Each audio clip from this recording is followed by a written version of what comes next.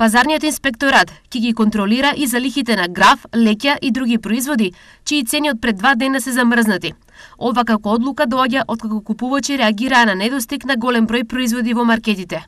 Тоа што е влезено како производ во Северна Македонија,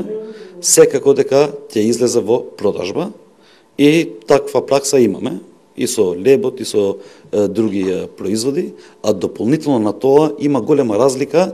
од увезните цени до 28 март, анализи кои ги покажавме, и од 28 па до денешниот ден, за тоа да се мислат добро и увозниците и надлежните институции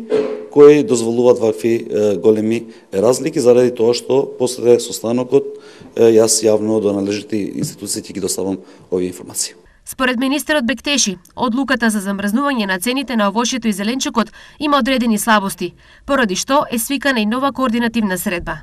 И да ги повикам, посебно возниците на овошје и зеленчук, да доаѓат на средба, да не бегаат од средби, заедно со представниците на стопанските комори,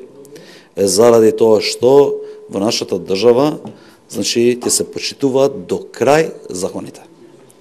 Почнувајќи од Царинската управа, од управата за јавни приходи,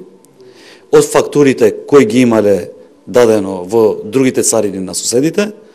и дуплите фактури кои ги има дадено во нашата царина.